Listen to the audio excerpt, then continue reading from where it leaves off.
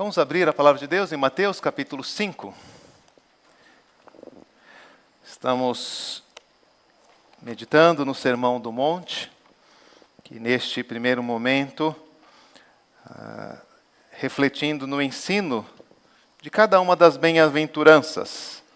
Nós falamos do sermão de uma forma geral, há 15 dias atrás. Semana passada fizemos uma visão panorâmica desse trecho do sermão e agora olharemos uma por uma e refletiremos sobre os desafios e as promessas que o Senhor tem para nós nesta passagem. Vamos ler o capítulo 5, dos versos 1 a 3. Vendo Jesus as multidões, subiu ao monte e, como se assentasse, aproximaram-se os seus discípulos. E ele passou a ensiná-los, dizendo: Bem-aventurados os humildes de espírito, porque deles é o reino dos céus. Vamos orar mais uma vez? Abre agora, ó Deus, a nossa mente e o nosso coração para atentar para o ensino do nosso Mestre. Permita-nos, ó Deus, que os nossos olhos sejam apontados para aquilo que Ele tem revelado para nós, seja em nós mesmos, seja na vida daqueles que estão ao nosso redor, para que então, ó Deus, vivamos a plenitude deste reino que nos foi concedida pela misericórdia do Senhor Jesus Cristo. Abençoa-nos, ó Deus, é o que nós te pedimos, em nome de Jesus. Amém. Aquilo que Jesus nos diz sobre felicidade não é, como disse a vocês na semana passada, aquilo que costumeiramente nós assim entendemos. Ainda que sejamos, do ponto de vista religioso, inclinados a admirar a palavra de Jesus, na prática, no nosso comportamento, tanto quanto as nossas próprias ações, quanto em nossas avaliações, nós ainda retemos, nós ainda mantemos muito daquilo que o Senhor Jesus aponta como contrário do seu reino. Há um desafio para nós, em todas estas bem-aventuranças, de concordarmos com o nosso Mestre e de passarmos então a enxergar tanto a nossa vida como a vida dos nossos irmãos sob a perspectiva, sob o prisma que Ele aponta para nós e sobre a expectativa e a esperança daquilo que Ele vai realizar. É por isso que, em muitos aspectos, os teólogos têm apontado este sermão como revolucionário. O tempo todo, o Senhor está reorientando o nosso olhar. O tempo todo Ele está perguntando: vocês estão preparados a caminhar comigo? Vocês estão preparados para viver de acordo com aquilo que eu ofereço a vocês? Ou vocês vão construir uma vida espiritual, uma vida religiosa, uma vida eclesiástica, atendendo aos seus próprios valores, anseios e propostas? Não foram poucas as vezes em que a igreja afastou-se dos princípios apontados por Jesus e passou a construir visões e práticas que rivalizavam, que obscureciam e que às vezes até afastavam as pessoas do caminho do Senhor. Isso fizeram os fariseus. O Senhor Jesus vai criticá-los indiretamente por aqui, mas em outros momentos ele diz que os fariseus eles rodavam o mundo para fazer um prosélito. para fazer alguém atender à sua religião, entrar para a sua fé. Mas depois disso o faziam 10 vezes mais merecedor do inferno. E ao invés de trabalhar para a edificação e salvação, a religião dos dias de Jesus afastava as pessoas de Deus e as tornava cada vez mais culpáveis. Mas é fácil a gente criticar as seitas, criticar os hereges, sem perceber que aquilo que desvia o coração deles também é a mesma coisa que desvia o nosso coração. E aqui nesse versículo, no versículo 3, 2 fatos essenciais que devemos atentar quando nós falamos dos discípulos de Jesus. E quando nós conseguimos olhar para aquilo que Jesus olha, nós veremos que aquilo que está no coração dos hereges, dos sectários, daqueles que fazem outros caminhos, e que também está no nosso coração, é uma tendência, uma propensão da nossa parte, que é a do orgulho, que é a da autojustificativa, a de apresentar a si mesmo para digno da salvação. 2 fatos, então, o Senhor Jesus quer chamar a nossa atenção neste versículo. O primeiro deles, a extensão da nossa miséria. Não é possível ser discípulo de Jesus sem que nós compreendamos isto. É fato que por conta do nosso orgulho, por conta da nossa mentalidade corrompida, caída, nós resistimos e nós lutamos muitas vezes com todas as nossas forças em relação a esta compreensão. E é por isso que Deus, para nos salvar, precisa afirmar que Ele abate os orgulhosos. E Ele nos fará, então, por diversos modos, experimentar a extensão da nossa miséria, a limitação das nossas boas obras, a insuficiência da nossa adoração, do nosso serviço. E muitas vezes nós nos sentimos chocados, nós nos sentimos assustados em saber, em perceber que, de fato, nós não somos nada. Nós nada merecemos e nós nada podemos fazer para a nossa salvação. Que somos verdadeiramente pobres. Que somos verdadeiramente pó. E que tudo aquilo que se procura construir a partir da nossa condição humana não recebe qualquer mérito, não tem qualquer valor diante do nosso Senhor. Por isso são felizes aqueles que já perceberam isso e que se apresentam humildemente, sem grandes pretensões, sem grandes exposições, sem grandes declarações a respeito de si mesmo ou dos outros, mas se apresentam apenas dizendo: tem misericórdia, Senhor, de mim. Tem misericórdia. Eu sou pecador. Mas o segundo grande fato que o Senhor Jesus quer chamar a nossa atenção nesse texto é que, a despeito da extensão da nossa miséria e de toda a incapacidade que nós temos sequer de comparecer perante a glória do nosso Deus, Ele graciosamente age para suprir a nossa necessidade espiritual e declara os humildes de espírito como possuidores do reino dos céus. Uma afirmação que certamente alegra o nosso coração, mas que só pode ser experimentada de fato na sua plenitude se estivermos esvaziados de nós mesmos.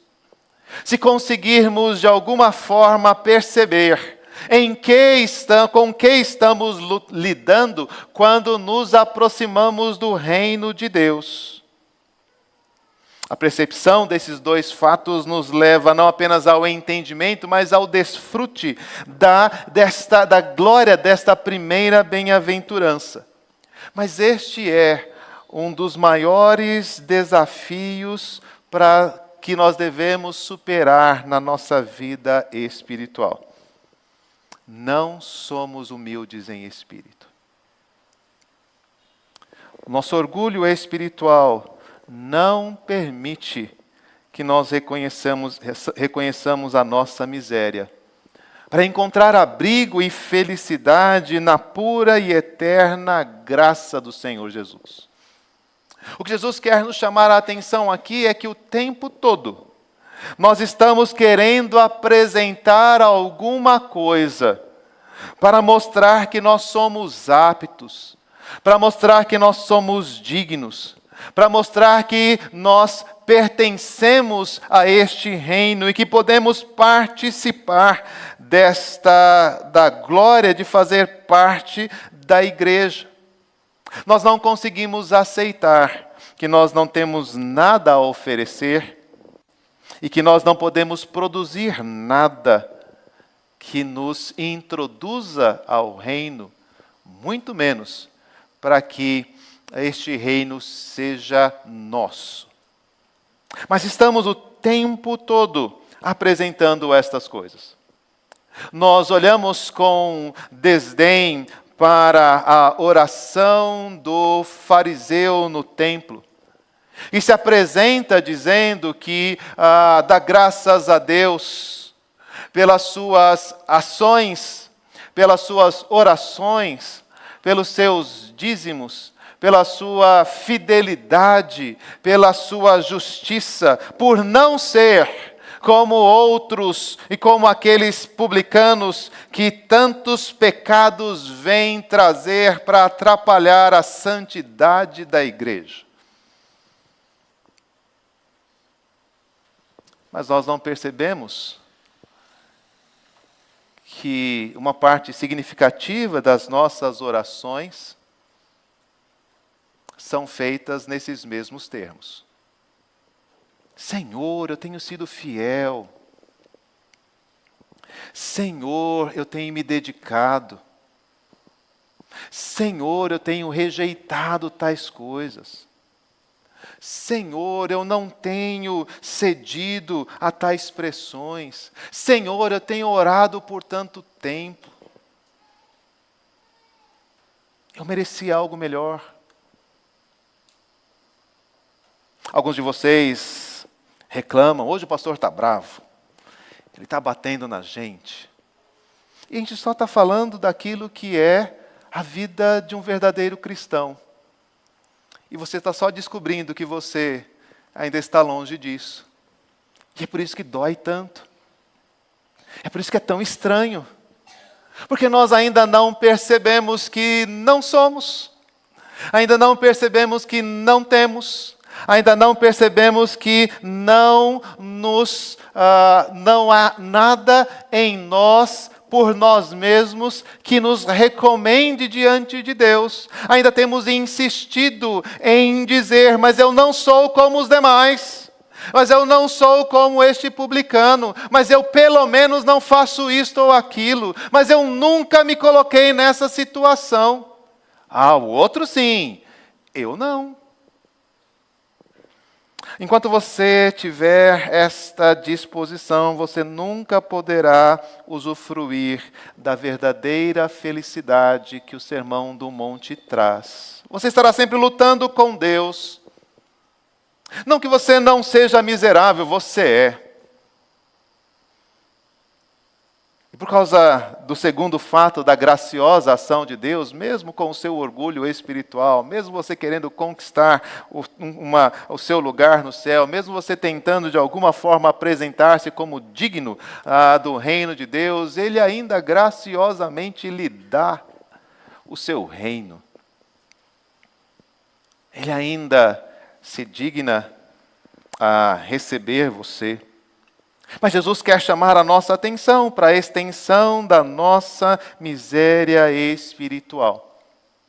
Quer ver outra situação em que nós também nos deparamos com um olhar diferente do de Jesus? Quando olhamos uns para os outros.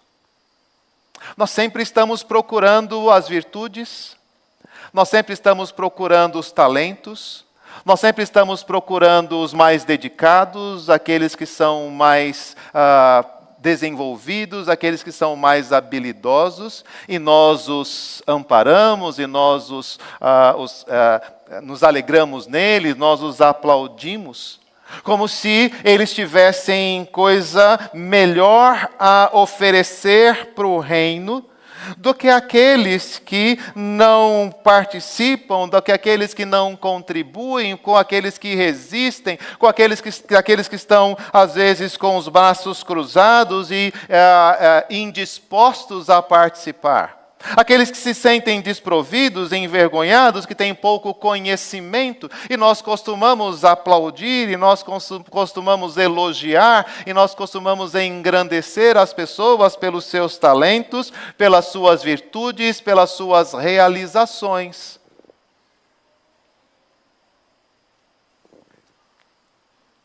E quando fazemos isso, nós estamos mostrando claramente que nós não estamos ouvindo o que Jesus disse. Porque Ele disse que as nossas obras diante dEle não passariam de trapos de imundícia. De que não há nada glorioso e belo nos meus talentos, nas minhas habilidades, nas minhas ações, nas minhas atitudes. Paulo lembra disso quando ele diz que se eu desse o meu corpo para ser queimado, se eu tivesse toda a ciência, todo o conhecimento, se eu pudesse profetizar e conhecer os mistérios do Senhor, se eu não tivesse amor, eu nada seria. E por que então que nós estamos tão arraigados, tão apegados às nossas qualidades, às nossas credenciais? Certa vez Paulo teve que usar desse artifício numa discussão. Não é que eles não existam, não é que eles não façam parte, não é que eles não admirem os homens, mas o fato é que diante de Deus eles não têm valor nenhum.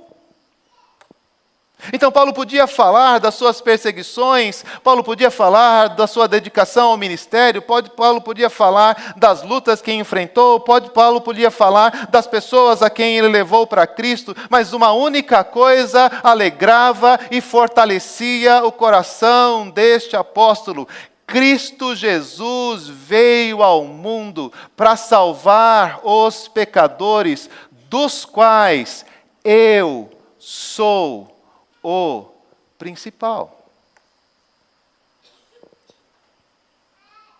Em que Paulo se gloriava?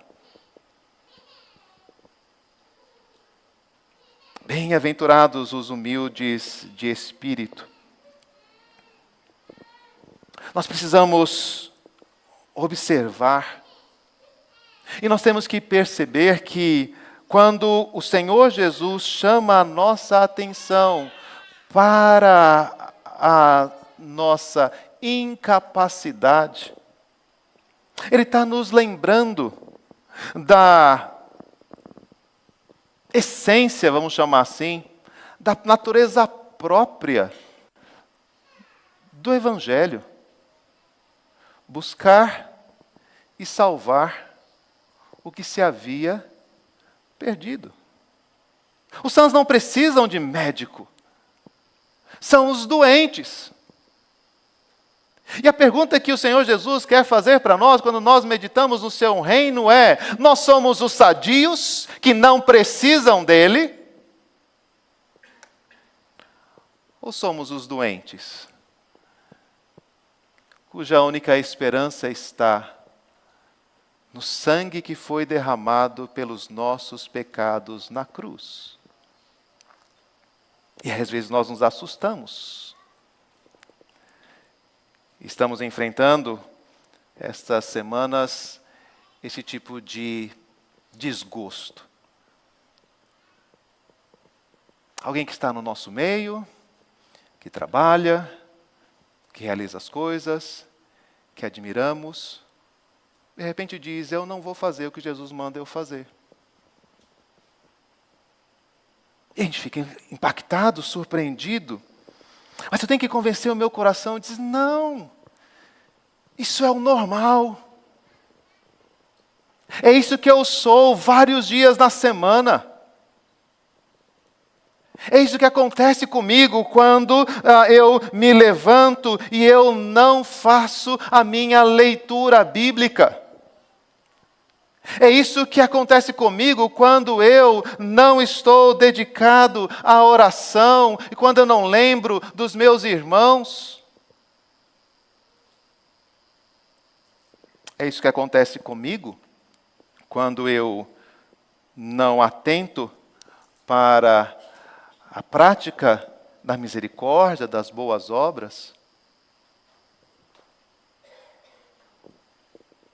Isaías diz que se o Senhor não tivesse preservado alguns sobreviventes, um restante no nosso meio, nós já nos teríamos tornado como Sodoma e Gomorra. Você já pensou isso dos seus irmãos?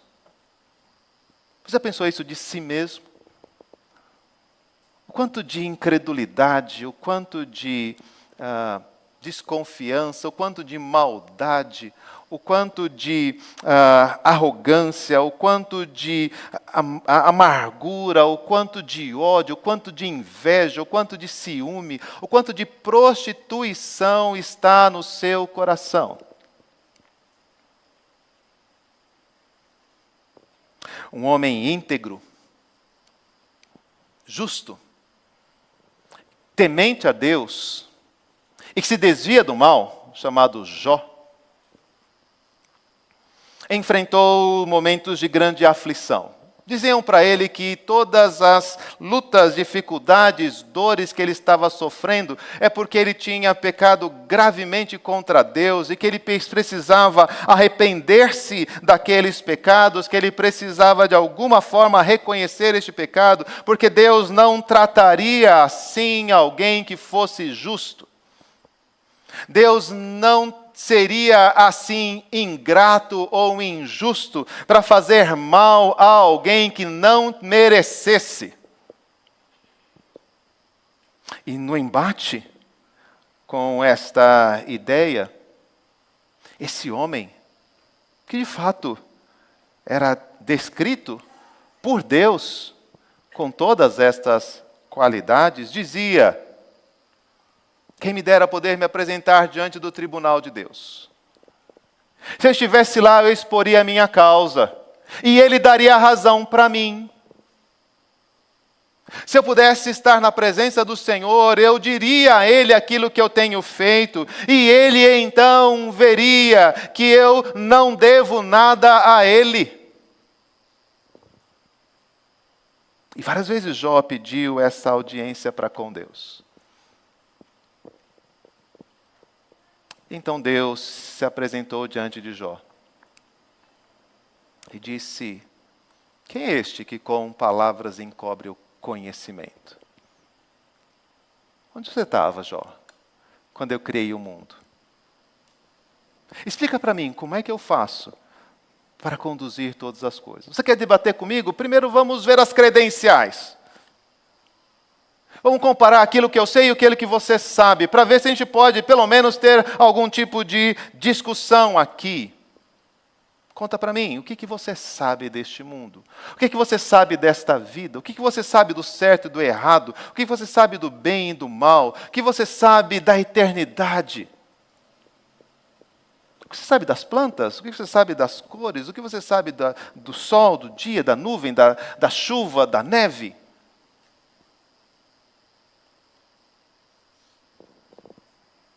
E a resposta de Jó é: Senhor, eu falei de coisas que eu não entendia. Senhor, eu falei de coisas que eram grandiosas demais para mim. Um homem justo, temente a Deus, que se desvia do mal, disse: eu me arrependo, no pó e na cinza. Feliz. Tiago diz: felizes aqueles que são como Jó, que conseguem entender que não é uma questão de merecer ou não o sofrimento, que não é uma questão de merecer ou não o céu. A questão é que nós somos pó. E todas as vezes que nós tentarmos ser alguma coisa diferente desta, nós estamos enfrentando a amargura, nós estamos enfrentando a frustração, nós estamos enfrentando a decepção de entender que nada disso que podemos construir tem qualquer valor. Quando você quer se engrandecer diante dos homens, você terá que lidar com a injustiça, com a inveja, com a perseguição, com a detração dos homens. As pessoas não viram, as pessoas não agradeceram, as pessoas não reconheceram, ele não reconhece que eu fiz, eu ajudei tanto e agora ele não tem nada a dizer, agora que eu preciso, ou ele deveria agir de forma diferente depois de tudo aquilo que eu fiz por ele. Que infelicidade, não? Que decepção. Que tristeza no coração quando nós achamos que merecemos alguma coisa de alguém. Mas é muito mais infeliz aquele que acha que merece alguma coisa diante de Deus. E por isso Jesus aponta que são felizes aqueles que no seu espírito encontram a humildade, a pobreza. A palavra aqui fala da necessidade plena de todas as coisas. Em Lucas 16, na parábola do rico e do Lázaro, ela é traduzida por mendigo. Alguém que não tem nada para oferecer, que está pedindo. Aquele que está suplicando por algo. Bem-aventurados aqueles que reconhecem a sua condição de necessidade e de pobreza. Mas nós não pensamos assim. Provérbios 14, 20 diz: o pobre é odiado até do vizinho, mas o rico tem muitos amigos. Essa é a tendência, essa é a nossa maneira de agir. Ninguém quer estar perto do pobre, ninguém quer estar perto do aflito, ninguém quer estar perto do necessitado. E sabe por quê? Porque eles demandam coisas de nós que nós não queremos abrir mão. Demandam o nosso dinheiro. Afinal de contas, como eu posso ver alguém passar necessidade e fechar o coração? Como pode o amor de Deus estar no coração de alguém? Então é melhor não ver, fechar os meus olhos, desviar os meus olhos daqueles que estão carentes e necessitados. Eles vão sugar-nos emocionalmente. Estávamos tão tranquilos, tão felizes, despreocupados, e alguém vem trazer para nós um problema. Vem trazer para nós uma confusão.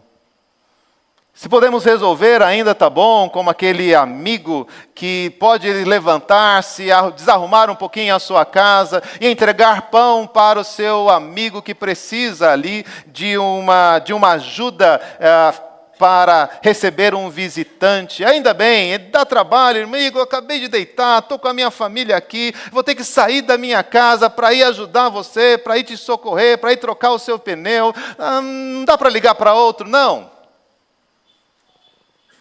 Não, nós não queremos. O pobre é odiado do próprio vizinho. Eles requerem de nós a nossa atenção, requer de nós o nosso tempo. Nós somos chamados a chorar com os que choram. Mas a mesma recomendação diz: alegre-se com aqueles que se alegram. E o nosso coração tem também esta mesma questão: mas eu deveria estar naquele lugar, sou eu que deveria receber isso. Se eu pudesse experimentar tal coisa, um dia eu vou fazer aquilo também que aquele outro pôde fazer. Também, né? É por isso que ele tem essa oportunidade, esse privilégio. Ele também faz tudo isso para as pessoas. Quanta infelicidade, não? Quanta reclamação, quanta murmuração, quantas coisas estão, né, apegando o nosso coração. Jesus diz: a felicidade está em saber que nós não temos nada. Desde o Antigo Testamento nós somos ensinados sobre isto. Sim, inicialmente no sentido material, para que possamos ter uma visão mais concreta, mais direta da miséria e da necessidade. Mas aos poucos a Escritura vai nos ensinando que o remédio, mesmo para esta condição de miséria financeira, material, é sempre espiritual. Baseado em dois elementos: a disposição obediente e bondosa do crente em socorrer a necessidade do outro, e, acima de tudo, o compromisso de Deus em amparar os pobres, em amparar os humildes e necessitados. É interessante, em Levítico 25, depois de falar das bênçãos que Deus daria àqueles que fossem obedientes a Ele, e da maneira como Ele os ajudaria para que eles tivessem animais, fazendas, riquezas, para que eles não precisassem pedir emprestado, para que eles, dizendo que eles não fugiriam dos seus inimigos, mas colocariam os seus inimigos para correr. No versículo seguinte, Levítico 25, 35 a 37, ele introduz um assunto que é estranho a esta promessa de bênção do capítulo. Ele diz: e se teu irmão empobrecer e as suas posses decaírem, então tu o sustentarás como estrangeiro e peregrino, para que viva contigo. Não tomarás dele usura, os juros, nem ganho, mas do teu Deus terás temor, para que teu irmão viva contigo. Observe, a razão por que alguém empobrece, depois de Deus dizer que abençoaria e enriqueceria aqueles que fossem obedientes a Ele, muito provavelmente é por causa da desobediência. Nós estamos falando apenas de alguém que não deu sorte, porque não existe sorte nas plantações dos crentes. Não estamos falando de alguém que foi vencido pelo inimigo num negócio, porque o Senhor, Ele dá sabedoria aos crentes. No contexto que está sendo colocado aqui, Ele está dizendo de alguém que muito provavelmente sucumbiu diante da maldição de Deus por não estar comprometido com os seus caminhos, não estar comprometido com a sua vontade. E então nós poderíamos passar por essa pessoa e dizer: bem feito. Poderíamos dizer: está vendo? Você não buscou o Senhor, você não trouxe os sacrifícios, você não deu os seus dízimos, você não buscou o conselho divino, você não atendeu a mensagem do levita e do sacerdote. Agora Deus retirou a sua bênção de você. Mas o Senhor diz: quando isso acontecer, sustenta o teu irmão, como se fosse o estrangeiro, como se fosse o peregrino, alguém que nem mesmo faz parte da sua fé. mas que deve conviver contigo. Da mesma sorte, lá no capítulo 7, no capítulo 15 de Deuteronômio, a partir do verso 7, o Senhor orienta em relação ao cuidado dos pobres e mostra esta realidade. Quando entre ti houver algum pobre de teus irmãos, em alguma das tuas cidades, na terra que o Senhor teu Deus te dá, não endurecerás o teu coração, nem fecharás as mãos a teu irmão pobre. Assim, lhe abrirás de todo a mão e lhe emprestarás o que lhe falta, quanto baste para a sua necessidade. Guarda-te, não haja pensamento vil no teu coração, nem digas, está próximo o 7º ano, o ano da remissão, de sorte que seus olhos sejam malignos para com teu irmão pobre e não lhes dê nada, e ele clame contra ti ao Senhor e haja em ti pecado. Livremente lhes darás. Não seja maligno o teu coração quando lhe o deres, pois por isso te abençoará o Senhor teu Deus em toda a tua obra e em tudo que empreenderes, pois nunca deixará de haver pobres na terra. Por isso eu te ordeno, livremente abrirás a mão para o teu irmão, para o necessitado, para o pobre da terra. Há uma instrução, há uma direção de Deus, nos ensinando a olhar para aqueles que, por questões dos seus pecados, ou mesmo da maneira, do caminho que Deus estabeleceu para trabalhar na vida desta pessoa, que a solução da miséria, da falta, da necessidade fosse a obediência dos filhos de Deus, a convicção dos filhos de Deus de que o Senhor é quem lhes dá o sustento e que por isso ele deveria se compadecer do pobre. Provérbios 19:17 então diz: quem se compadece do pobre, para o Senhor empresta, e ele lhe pagará o seu benefício. Lá no capítulo 14, depois de dizer que o pobre é odiado até do vizinho, o verso seguinte diz: o que despreza o seu vizinho, peca. Mas o que compadece dos pobres é feliz. E então, no verso 31 de Provérbios 14, nós lemos: o que oprime ao pobre insulta aquele que o criou, mas a este honra o que se compadece do necessitado. Não é bom ser necessitado, pobre, miserável ou humilde. Mas há uma provisão espiritual dentro do povo de Deus. E Jesus quer que os seus discípulos olhem então para aquela multidão que vem trazer trabalho, que vem trazer enfermos, que vem trazer endemoniados, que vem trazer problemas pessoais, que vem trazer fome e miséria, e dizer: vocês devem lembrar-se da felicidade destas pessoas. E a felicidade dessas pessoas passa pela obediência de vocês em acolher o necessitado, em alcançar aquele que precisa da graça do Senhor. Mas os textos de Levítico, o texto de Deuteronômio nos lembra que não apenas a felicidade dos pobres não está em nós, porque se estivesse em nós, eles seriam bem infelizes, é verdade.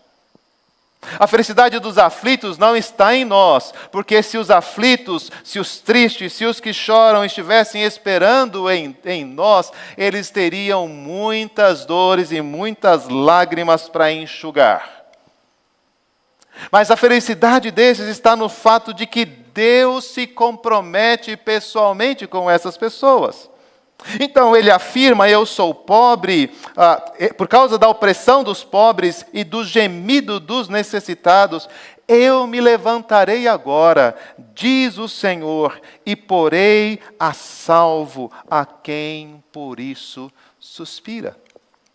Esse é o segundo fato que Jesus quer nos lembrar, que o Antigo Testamento já havia dito. Sim, por tanto tempo o Senhor orientou ao povo de Deus que amparasse o órfão, a viúva, o pobre e o necessitado. Mas por mais que o Senhor falasse, Zacarias capítulo 7 diz: vocês continuam me desobedecendo, não ouvem a minha palavra, desprezam o pobre, desprezam a viúva. Mas então o próprio Deus diz: eu me levantarei e eu porei a salvo quem suspira pela minha salvação.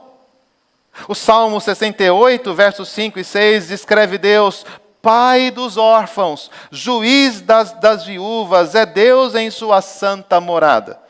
Deus faz com que o solitário more em família, liberta os presos e os faz prosperar. Mas os rebeldes habitam em terra árida. Há um compromisso do próprio Deus de levantar o pobre do pó, do lixo, exaltar o necessitado, e então a felicidade dos humildes, a felicidade daquele que busca a Deus, começa a ser apresentada diante de nós. No Salmo 9, verso 18, depois de dizer tudo aquilo que o ímpio faz para prejudicar o povo de Deus, o salmista então diz: mas o necessitado não será para sempre esquecido, e a esperança dos aflitos não há de frustrar-se perpetuamente. Em virtude desta dimensão espiritual do enfrentamento à pobreza física, em alguns lugares, material, em alguns lugares a condição material e financeira do pobre é superada por uma visão da necessidade íntima e espiritual, da qual participam também aqueles que possuem os recursos deste mundo. E a felicidade daqueles que estão desprovidos dos bens materiais passa a ser também a felicidade daqueles que, tendo bens, que tendo recursos, que tendo benefícios deste mundo, fama, reconhecem que isto nada valem, então colocam essas coisas de lado, põem estas coisas em segundo plano e voltam os seus olhos para Deus e esperam exclusivamente nele. E por isso, estes são descritos como felizes, porque embora pudessem aos olhos dos homens ter algum valor, ter algum apreço, ter alguma vantagem, eles percebem que nada disso de fato importa. Mas o que importa é ser sustentado por Deus, o que importa é ser cuidado por Deus, o que importa é ter os olhos de Deus voltados para si. E ter a garantia do cuidado, do juízo, da provisão de Deus sobre a sua vida. Por isso o rei Davi, no Salmo 40, pode dar esse testemunho: eu sou pobre e necessitado, mas o Senhor cuida de mim. Tu és o meu amparo e o meu libertador. Não demores, não te demores, ó meu Deus. O que faz um rei que tem riquezas, exércitos, servos ao seu lado, clamar ao Senhor por justiça, clamar ao Senhor por socorro? Seu espírito estava necessitado. A sua alma estava aflita. O seu coração temia, tremia. Mas ele tem a ciência, ele tem a convicção do compromisso de Deus para com ele. Esse Deus glorioso, Isaías 57, verso 15, alto e sublime, que habita na eternidade, que tem sobrenome santo, habita em alto e santo lugar, mas também, diz ele, habito também com um contrito e abatido de espírito, para vivificar o espírito dos abatidos e vivificar o coração dos contritos. Pois não contenderei para sempre, nem me indignarei continuamente, porque do contrário, o Espírito definharia diante de mim, e também o fôlego de vida que eu criei. Com quem me apresentarei diante do Senhor? É a pergunta que o salmista faz.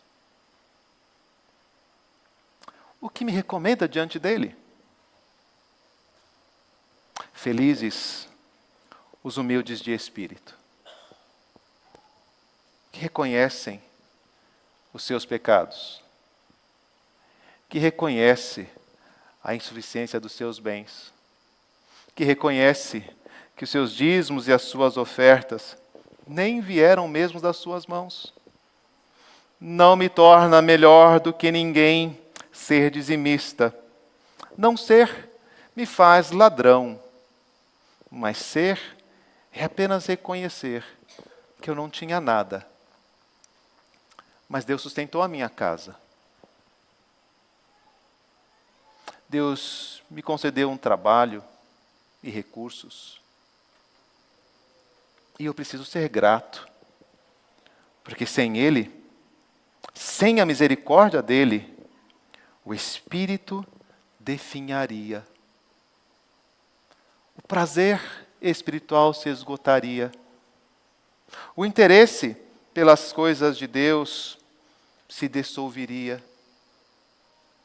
O apego às coisas deste mundo, ao prazer pessoal, àquilo que alegra e agrada o meu coração, ganhariam o espaço que só pode ser ocupado pela graça e pela glória de Deus.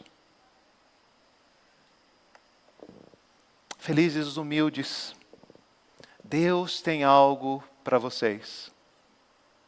Não vocês que têm realizado grandes coisas. Não vocês que têm estado nesta igreja há muito tempo, há décadas. Não vocês que já exerceram muitos cargos. Não vocês que têm sido generosos para as ofertas. Não vocês que têm sido dedicados ao trabalho e à obra. Não vocês que têm se mantido fiéis aos seus maridos, às suas esposas. Não vocês que têm sido obedientes aos seus pais. Para vocês que são desobedientes, que são ingratos, que são miseráveis, que são indignos, que adoram mais a si mesmos ou a criatura do que o Criador, mas que reconhecem que esta não deve ser a sua condição.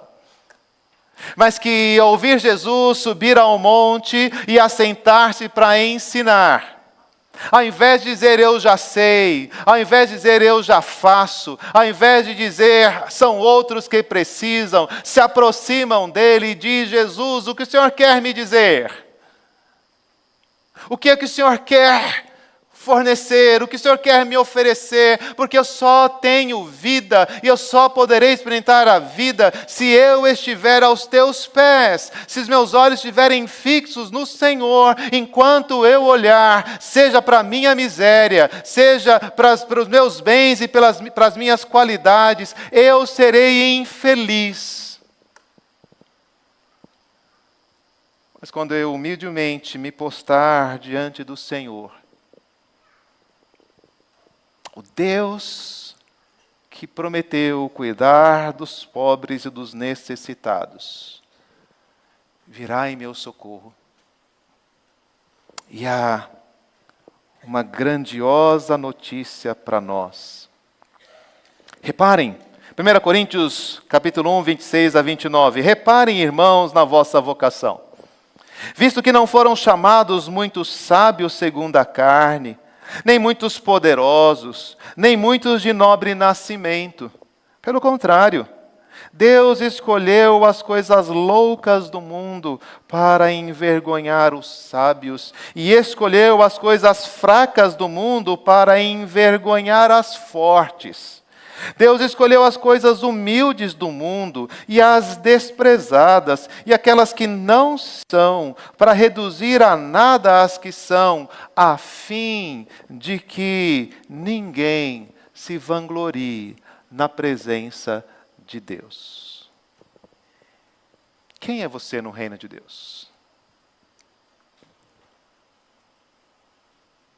Ainda que você seja de nobre nascimento, ainda que você seja rico, ainda que você seja poderoso, Tiago diz, não se glorie nisto não. Não se glorie na sua força, não se glorie na sua inteligência, não se glorie na sua capacidade, glorie-se nisso. Em conhecer, saber que eu sou Deus, saber que eu exerço misericórdia. Essa é a sua alegria. Deus tem algo especial a dizer para vocês que não são de nobres nascimento, fracos, desprezados, desconsiderados, trôpegos, pecadores, inconstantes, resistentes. Sim, somos nós. Não adianta dizer que não. Isso só prova que eu estou certo. Não adianta que não é para mim. Isso só está dizendo que Jesus conhece o seu coração. Mas quando você diz, eu não tenho nada, mas sei que Deus me deu o seu Filho e entregou para morrer na cruz, para que eu, sendo pobre, me tornasse rico. E não há maior riqueza do que esta, de que ter o Filho de Deus. Buscar então, antes de tudo, Jesus vai dizer no texto paralelo, lá em Lucas 12, versos 31 e 32, buscai antes de tudo o seu reino, e essas coisas vos serão acrescentadas. Não temais, ó pequenino rebanho, porque o vosso Pai se agradou em dar-vos o seu reino. Alguns dias, o pastor Pedro nos lembrou, aquele que não poupou o seu próprio filho, antes por todos nós o entregou, porventura não nos dará com ele graciosamente todas as coisas. Não quer dizer que nós não temos nada. Não quer dizer que nós não temos nada a apresentar. A pergunta é que tudo aquilo que temos para apresentar veio dele. E nós não temos outra coisa a fazer do que colocar a nossa vida, do que colocar os nossos talentos, do que colocar as nossas possibilidades, o nosso potencial, do que colocar os nossos bens a serviço do reino de Deus, porque eles não são nada se não estiverem empregados na busca de construir e edificar este reino. São felizes os humildes de espírito, porque agora eles podem apresentar-se diante de Deus e receber então do poder que surge de Cristo, que vem de Cristo, das palavras que vêm de Cristo, dos recursos que vêm de Cristo, e então o que eles falam, o que eles fazem, abençoará o pobre, abençoará o necessitado, restaurará o aflito, animará o desanimado, corrigirá o pecador, salvará o perdido, porque já não será mais nós que agimos, não será mais nós que vivemos, mas será Cristo vivendo em nós. E esta é a esperança da glória. O Senhor Jesus quer que nós lembremos a extensão da nossa miséria. Não se iluda, não vem de você. Não é pelo seu mérito. Não foi você que fez. Que infelicidade é assumir os créditos de outro. A sua felicidade é que você tem o reino. A sua felicidade é que Cristo habita em você. A sua felicidade é que o Espírito Santo intercede por você com gemidos inexprimíveis. A sua felicidade é que mesmo você não sabendo orar como convém, está ali o Espírito intercedendo por você e Ele conhece a mente de Deus. A sua felicidade é que, embora você peça mal, para esbanjar nos seus prazeres e deleites, o Senhor sabe aquilo que nós precisamos e nos concede graciosamente todas as coisas. Que felicidade! Pastor, eu não sei como orar por isso. Pastor, eu não sei mais o que fazer. Pastor, eu não sei como tratar. Pastor, eu não aguento mais. Felizes os humildes em espírito, porque deles é o reino de Deus. Ficarei preocupado quando você disser, Deus já fez tudo e não adiantou. Ficarei preocupado se você disser, eu acho que Deus não consegue trazer salvação para ele. Eu acho que ficarei preocupado se você disser, e o teu Deus, onde está? Mas enquanto você disser, eu não consigo, eu não posso, eu não sei, estamos aqui, aos pés de Jesus, ouvindo Ele dizer, o reino de Deus é de vocês. Confiem, creiam, descansem. Às vezes Deus precisará esmagar o nosso orgulho, resistir aos soberbos, revelar a nossa fraqueza, nos deixará atônitos, perplexos. Vai doer. Mas se você se reconhece diante do Senhor, você tem a maior de todas as alegrias. Porque quando eu não tenho nada, quando eu não sou nada, então eu descubro que a graça do Senhor basta. E que o poder de Deus se aperfeiçoa na fraqueza. Então Paulo diz, eu vou me gloriar. Não nas minhas virtudes, não nas minhas experiências espirituais, não em ter ido ao terceiro céu e ouvido coisas inefáveis. Eu vou me gloriar nas minhas fraquezas. Eu vou me gloriar na necessidade que eu tenho de Deus. Porque quando eu sou fraco, então é que eu sou forte. É verdade, não é assim que a gente vive. Não é essa a descrição da nossa semana. Por isso, eu acho essa a principal barreira a ser vencida para entrar no Sermão do Monte. Em quem você confia para fazer parte no reino de Deus? Para quem você olha? O que você vai apresentar diante do tribunal de Deus? E se a resposta não for o amor de Cristo por mim, que vida infeliz. Mas o Senhor conhece a nossa miséria.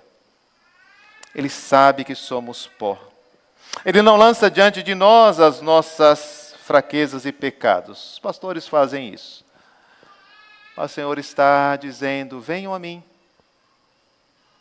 Você que está cansado, oprimido, sobrecarregado, e eu te aliviarei. Não há felicidade maior do que essa, de saber que Jesus está cuidando de você, de que Ele está cuidando da sua vida espiritual, de que Ele está cuidando da sua santidade, que Ele está cuidando do teu serviço a Cristo no reino, de que Ele está conduzindo você nas veredas da justiça, por amor do seu nome, cercando você de bondade e misericórdia, mesmo no vale da sombra da morte, para que você possa habitar na casa do Senhor para todo sempre. O Senhor Jesus viu as multidões, subiu ao monte, e como se assentasse passou a ensinar, seus discípulos se aproximaram e ele passou a ensiná-los dizendo: bem-aventurados os humildes de espírito, porque deles é o reino dos céus. Vamos cantar o hino 67? Vamos declarar que precisamos do Senhor. Que não seja apenas palavras apresentadas ao vento, palavras apresentadas no correr daquilo que estamos vivendo ou fazendo, mas que de fato peçamos ao Senhor: olha para dentro de mim, Senhor. Veja as minhas fraquezas e supra. Veja as minhas forças e destrói, para que eu não tenha nada, senão aquilo que Cristo ofereceu para mim. Porque somente na graça de Cristo é que eu posso, de fato, ser bem-aventurado. Vamos cantar o hino 67, pedir que Deus transforme a nossa vida.